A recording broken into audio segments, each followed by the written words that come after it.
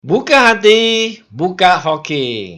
Apa kabar para pengguna musik meditasi ataupun yang sudah pernah melihat video saya bimbingan untuk pemula dalam bermeditasi.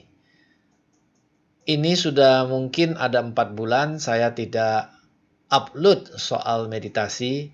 Kali ini saya ingin memberikan beberapa masukan karena saya lihat tanggapan terhadap video-video saya meditasi cukup banyak ya, mencapai ribuan orang dan beberapa orang memberikan komentar-komentar positif ya, artinya memiliki manfaat yang besar dalam memajukan progres meditasinya ataupun yang sedang memiliki berbagai keluhan baik emosional maupun fisik ya.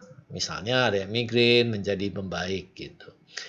Objektif atau tujuan saya memberikan video-video meditasi adalah seperti tulisan di kaos ini ya, yaitu kita akan lebih bahagia kalau kita men-sharing rasa kebahagiaan yang kita miliki. Rasa bahagia yang saya alami di dalam meditasi itu hanya bisa tersalurkan kalau saya men-share bagaimana step-step, langkah-langkah untuk mendapatkan pengalaman kebahagiaan tersebut.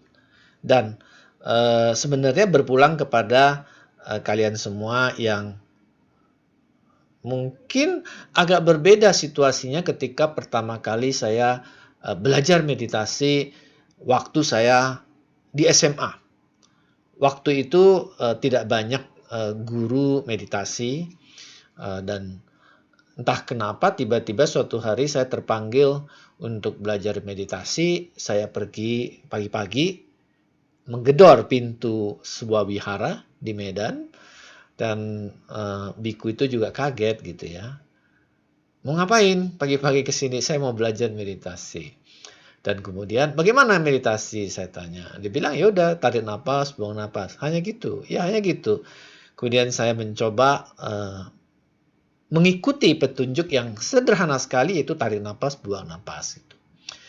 Dan setelah nggak sampai 7 hari, saya mengalami suatu rasa bahagia yang luar biasa, tapi juga rasa ketakutan yang luar biasa. Kenapa? Karena saya lihat ini tidak ada hujan, tidak ada badai, tidak ada petir, tidak apa, badan saya basah kuyup. Saya ngalami sesuatu yang saya belum pernah ngalami. Basah kuyup, betul-betul seperti kesiram air dan betul-betul basah, tapi bahagia. Tapi saya berpikir, ini something wrong. Dan saya akhirnya menghentikan meditasi. Nah, pengalaman ini saya pingin share kenapa? Kenapa saya pingin bimbing? Karena waktu itu, sejak itu ya, pengalaman itu membuat saya ketakutan dan saya berhenti bermeditasi. Sampai ketika saya di universitas dan mulai mengenal kembali beberapa guru meditasi, baru melanjutkan. Tapi sungguh sayang kadang-kadang juga karena keterbatasan waktu ya, kan tentu guru-guru meditasi tidak hanya melayani kita, melayani begitu banyak orang dan mungkin juga jadwal acara mereka begitu padat dengan acara-acara di kota lain, di negara lain. Maka bimbingan meditasi itu memang sesuatu yang langka, berharga, dan mahal ya. Mahal artinya ketika kita mau menjadi sulit dapatkan. Sekarang dengan ada YouTube, saya melihat ini adalah satu cara, satu kendaraan, satu metode yang sangat efektif menjangkau banyak orang sehingga rasa bahagia tadi bisa kalian ngalami kalau ya kalian membuka hati ya, membuka hati maka tentu rasa tersebut akan dialami oleh masing-masing. Nah, di dalam meditasi ada 5 kita bilang ya, 5 sikap yang harus kita perbaiki dalam rangka mendapatkan tadi rasa bahagia internal tersebut. Kira-kira seberapa bahagia sih dari meditasi? Hanya meditator yang bisa merasakannya. Tapi sebagai perbandingan ya, rasa bahagia menjadi raja atau menjadi pangeran itu sesungguhnya lebih bahagia seorang petani. Nah, rasa bahagianya seorang meditator minimal 1000 kali dibanding dengan petani. Ini bukan kata-kata saya. Ini kata-kata Buddha. Dan ketika saya mengatakan Buddha, jangan punya anggapan saya ingin mengubah kepercayaan Anda. Tidak, tapi saya hanya mengutip kata-kata yang disampaikan oleh seorang guru meditasi yang luar biasa besar dan agung. Nah, apa sih yang kita perlu perbaiki dalam rangka kita bisa memaksimalkan apa yang bisa kita peroleh dari latihan kita, dari kebahagiaan internal kita? Prinsipnya sangat sederhana. Ketika kita ingin pohon mangga menghasilkan buah mangga yang paling enak, kita jangan semata-mata fokus kepada ingin memperoleh mangga yang enak tersebut. Tapi fokuslah bagaimana menciptakan kondisi bagi pohon tersebut, pohon mangga tersebut, bisa menghasilkan buah mangga yang enak. Sama. Kalau kita ingin mendapatkan buah meditasi, rasa bahagia yang melonjak-lonjak dan sifatnya agak permanen. Kenapa saya bilang agak permanen? Tergantung dari latihan kalian, ya. Mungkin awal-awal habis meditasi bisa sehari, 2 hari, 3 hari. Tapi begitu kurang meditasi maka mulai berkurang. Tapi ada suatu ketika ketika meditasi itu mencapai satu titik batas, ya, saya katakan itu threshold, ya, itu rasa bahagianya itu bisa berlangsung berbulan-bulan, bertahun-tahun. Nah, dalam rangka seperti itu ada 5 yang perlu kita adjust atau kita perbaiki supaya pohon kita, tubuh kita bisa menghasilkan buah yang diharapkan. Yang pertama, namanya memperbaiki cara kita makan. Memperbaiki kita cara makan apa? Yaitu kita harus berpikir tubuh ini seperti mesin. Dan kalau mesin tentu harus ada input bahan bakar, ya. Listrik, energi, ataupun bahan bakar. Maka dia baru bisa bekerja dengan baik. Tapi bahan bakar yang kita berikan juga harus dalam proporsi yang tepat. Itu tidak bisa berlebihan, tidak bisa kekurangan. Nah, apa itu yang disebut dengan tepat? Kita harus memperbaiki cara makan kita. Jadi sebenarnya kalau kita bisa mengikuti siklus biologis tubuh, ya, ini saya kaitkan dengan pengetahuan pengobatan timur, khususnya Tionghoa, maka pagi kita boleh makan, kemudian sebelum jam 3 kita makan lagi sekali. 2 kali makan itu sudah cukup. Dan 2 kali makan ini membentuk tubuh kita, makanan yang diberikan kepada tubuh kita sangat cukup. Kenapa? Karena sesungguhnya organ-organ pencernaan ini hanya bekerja ketika energi api di puncak. Apa itu energi api? Terpaksa harus belajar nanti ya di Pak Tze ataupun Feng Shui. Yaitu di jam 12, kemudian jam 1 dan jam 3. Setelah ini sebenarnya organ-organ pencernaan sudah tidak maksimal. Organ pencernaan hanya maksimal mengeluarkan enzim pada jam-jam tersebut. Tentu ini butuh tes, ya. Anda bisa mengetes. Kalau Anda bisa melakukan diet ini, maka Anda akan melihat reaksi tubuh Anda terhadap konsentrasi, terhadap meditasi akan membaik. Setelah jam 3 sampai jam 6 pagi kita tidak makan, tapi boleh minum, ya, boleh minum teh boleh, minum madu boleh. Kemudian baru jam 6 pagi kita makan lagi.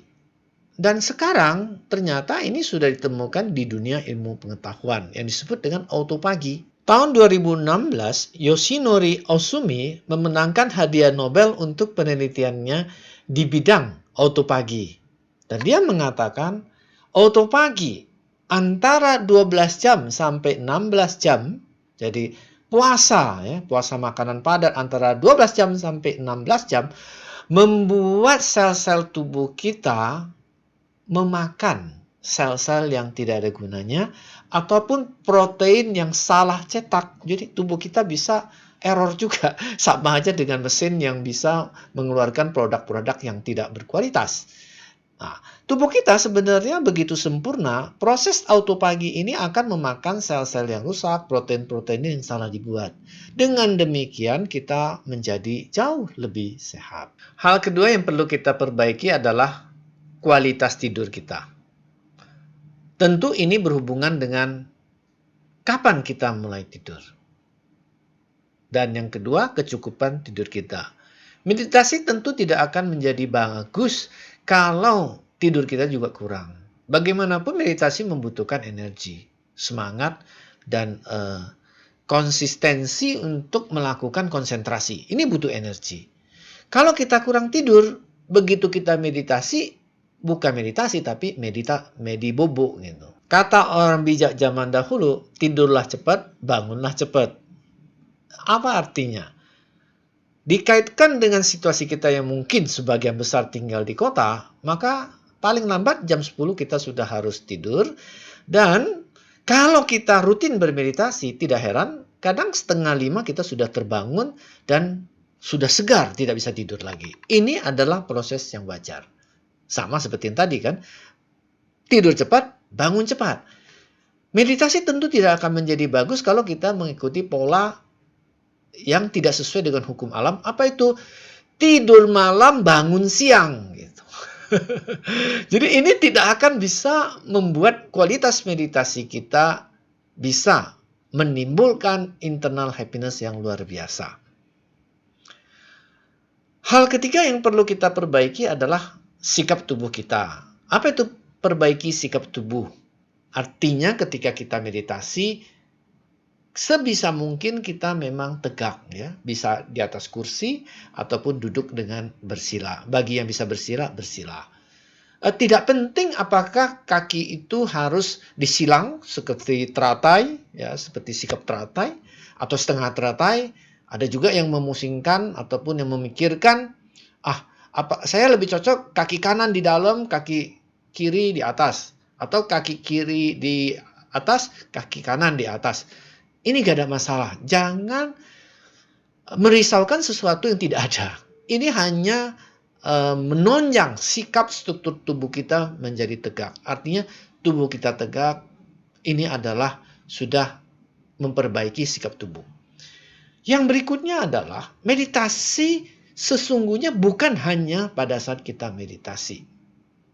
Tapi pada saat kita keseharian, kita coba mengkorek tubuh kita selalu dalam keadaan tegak lurus gitu. Artinya ketika kita duduk, kita berjalan, kita bekerja, ambillah sikap yang tegak. Nah, dengan memperbaiki sikap tubuh kita, tanpa sadar jalur-jalur energi di dalam tubuh kita terbuka dan kelancaran energinya menjadi super lancar. Yang keempat adalah memperbaiki nafas. Apa maksudnya memperbaiki nafas?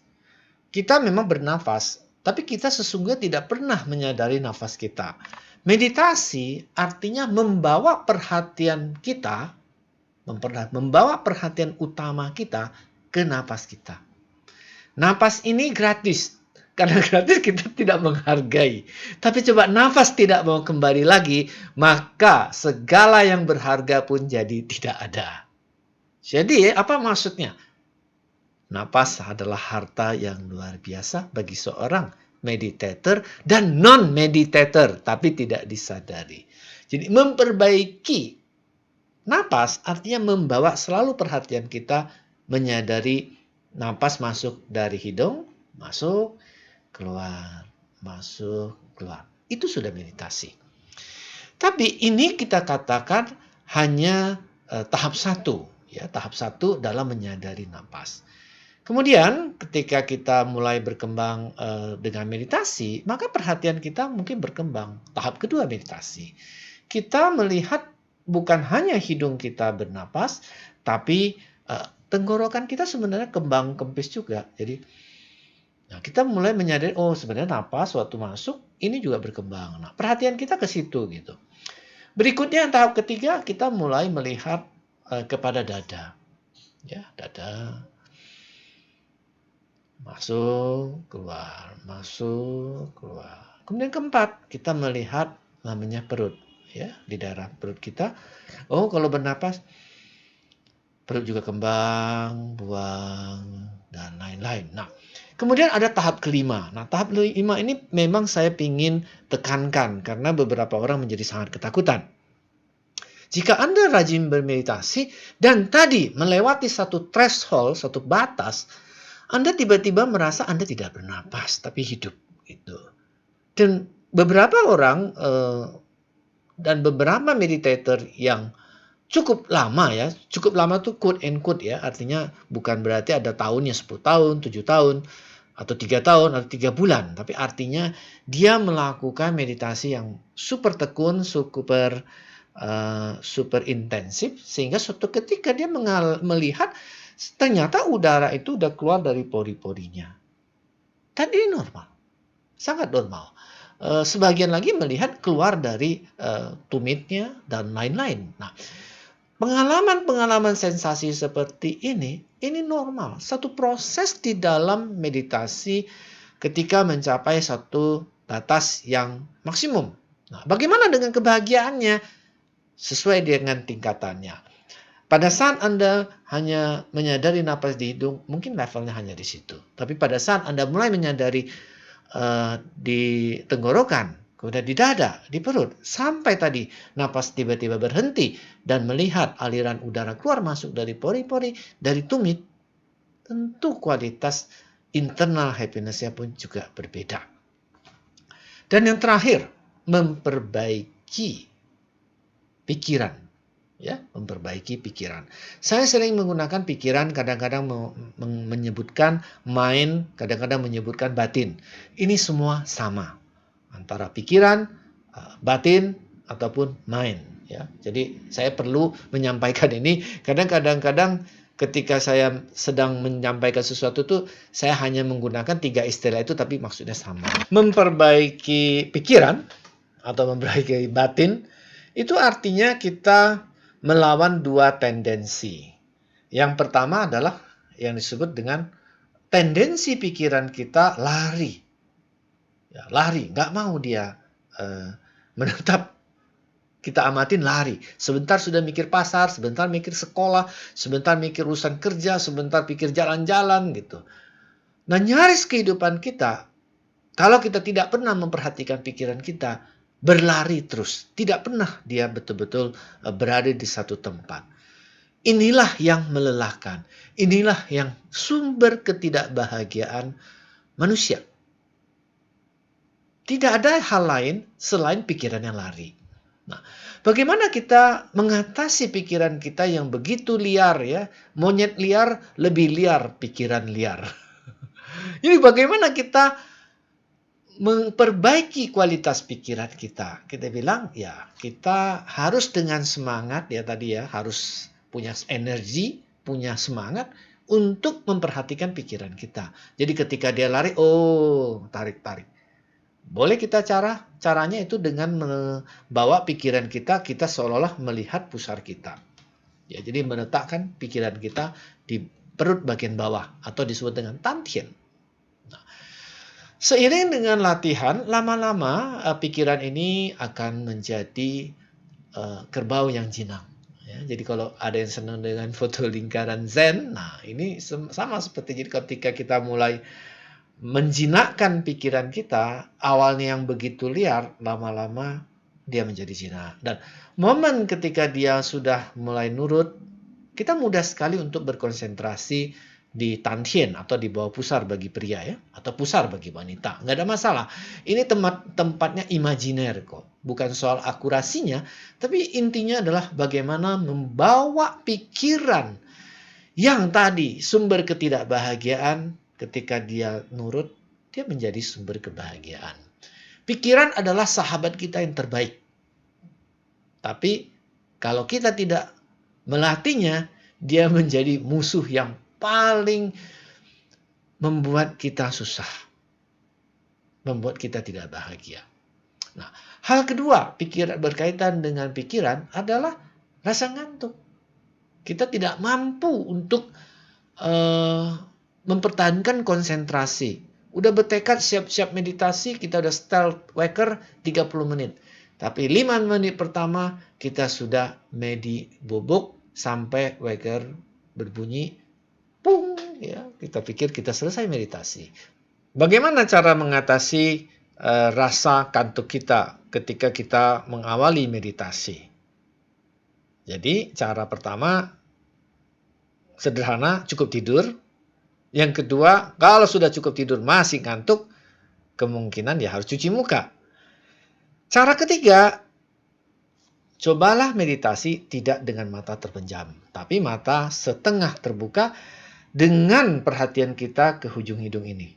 Jadi kita sambil tarik nafas, tapi mata kita mengamati ujung hidung kita. Buang, melek jadinya. Ya, jadi mata tetap diusahakan terbuka. Ya, mungkin untuk awal-awal ya terpaksa mungkin harus ada lampu dalam rangka untuk melihat ujung hidung kita. Nah, seiring dengan waktu, perasaan ngantuk atau capek itu akan hilang dengan sendirinya dan mulai bisa mengamati pikiran kita secara baik. Nah, memperbaiki pengamatan pikiran itu juga bukan berarti hanya kita lakukan di sesi meditasi. Meditasi sesungguhnya dibawa ke dalam kehidupan.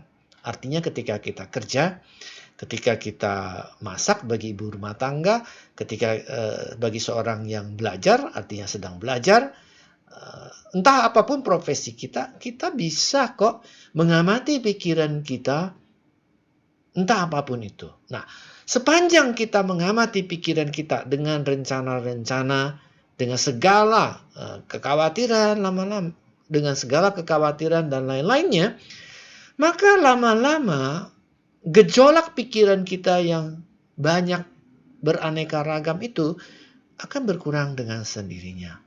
Dan ketika dia mulai berkurang, itu otomatis internal happiness-nya itu timbul dan dapat bertahan dengan lama. Baiklah, pertemuan kita sampai di sini. Semoga apa yang saya sampaikan itu membawa manfaat kepada kalian yang sedang belajar bermeditasi ataupun sudah bermeditasi tapi membutuhkan insight ya, pendapat-pendapat yang mungkin akan membantu kualitas meditasi Anda. Semoga semua makhluk berbahagia, semoga makhluk bebas dari penderitaan batin, semoga semua makhluk bebas dari penderitaan fisik, dijauhkan dari kecelakaan, malapetaka, dan hal-hal yang tidak diinginkan. Terima kasih, Kan En.